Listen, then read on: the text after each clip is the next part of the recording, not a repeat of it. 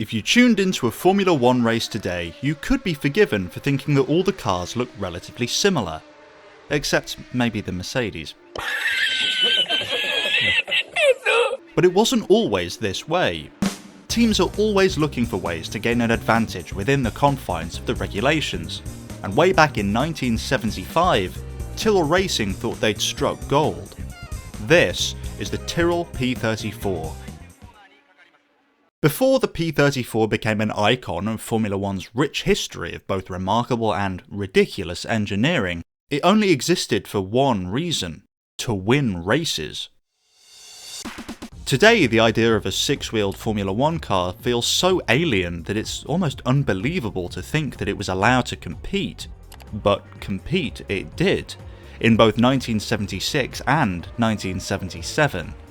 But I'm getting ahead of myself. Why the hell would anybody want to put more wheels on a Formula 1 car?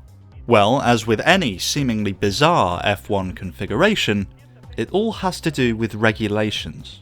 In the mid-1970s, F1 regulations changed to include a maximum width of 1.5 meters for the front wing. Given that the space between the wheels was home to suspension, steering and braking systems, not to mention the driver's legs, this width limit would see standard size wheels protruding from both above and beyond the back of the wing. This wasn't desirable for the car's aero, and led to more drag and disturbed airflow over the rear half of the car, resulting in less effective rear wings.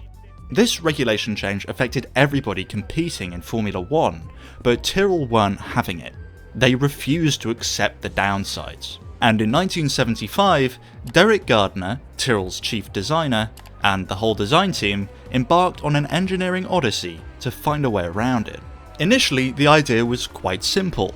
If the standard size wheels were too big, why not use smaller wheels? Makes perfect sense. What they wanted to do was fit the entire wheel behind the front wing, both in terms of height and width. So they did the maths and worked out that in order to achieve this, they would need their front wheels to be just 10 inches in diameter. This is truly tiny, and presented the team at Tyrrell with a number of problems. The most terminal of which was that because the car's front wheels had such a small contact area with the track, there was almost no grip when cornering. Instead of packing up and going home, the engineering team instead asked themselves the fateful question: why not chuck another pair of wheels on it? And so it was done. They had created a legend. This extra set of wheels served not only to increase grip, but came with an additional bonus that the extra set of brakes helped to stop the car extraordinarily well. As you might imagine, however, just throwing on more wheels isn't all sunshine and rainbows. There were still some problems to overcome, first and most pressing of which was the steering dilemma. Instead of turning two front wheels, which is quite simple to achieve and package, this car now had four wheels that needed to turn together. Now, of course this is possible, but this was no truck. It needed to be light and take up as little space as possible for the car to stand any chance of being competitive. Luckily, there was some big brains working at Tyrrell, and they avoided a large amount of complexity in the steering by using a bell crank, meaning the primary steering mechanism could be left relatively untouched.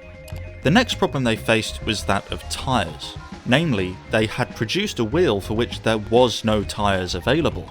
Thankfully, Goodyear stepped up to the plate and, for lots of money, agreed to produce custom tyres for the P34.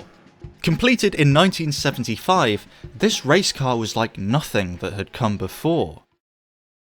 Tyrrell chose to unveil the car at Heathrow Hotel in September of 1975. Prior to the event, they had the car under a cover, with hoops over the front wheels to give it the shape of a conventional F1 car. Needless to say, there were gasps when the cover was pulled off. They started track testing the P34 the following month, with a view to running the car for the 1976 season, and found that they could achieve better high-speed stability, already a strong suit given the car's superior airflow, by extending the length of the car, which they duly did. They built two of these extended wheelbase P34s for the 1976 season, where the P34 proved to be seriously competitive. Driving the two Elf Team Tyrrell cars in 1976 were Jody Scheckter and Patrick Depailler, both of whom had found success in the car, finishing first and second in the Swedish Grand Prix and achieving a combined 10 podiums throughout the 1976 season, ending the championship with 71 points and finishing third overall in the Constructors' Championship. Despite this objectively good performance, especially from such an unorthodox early-stage design philosophy, Scheckter left the team at the end of the 1976 season, describing the P34 as a, quote, piece of junk. Tyrrell were buoyed by their early success in 1976 and pushed forward with the P34 in 1977, retaining Depailler and replacing the disenfranchised Scheckter with Ronnie Peterson. The car had been moderately redesigned for the sake of aerodynamic benefit, culminating in the 1977 P34B, a car that was wider and heavier than the previous year's car, leaving it 86 kilograms over the F1 minimum of 575 kilograms at the time. This weight gain put adverse stress on the brakes and tyres which Goodyear had neglected to develop further due to their extremely limited demand, and ultimately led to the 1977 car performing considerably worse than the previous year's car. In fact, to try and counter some of these negative effects, the team actually widened the track of the front wheels in an attempt to improve stability. This in turn meant that the wheel track was now wider than the front wing, defeating the entire point of the six-wheel design layout in the first place. After the 1977 season, Tyrrell chose not to develop the six-wheeler concept any further, and sold all but one of the chassis to private collectors. If you want more 70s racing madness, you'll love this video about the ridiculous and dangerous Toyota 7, so go check it out.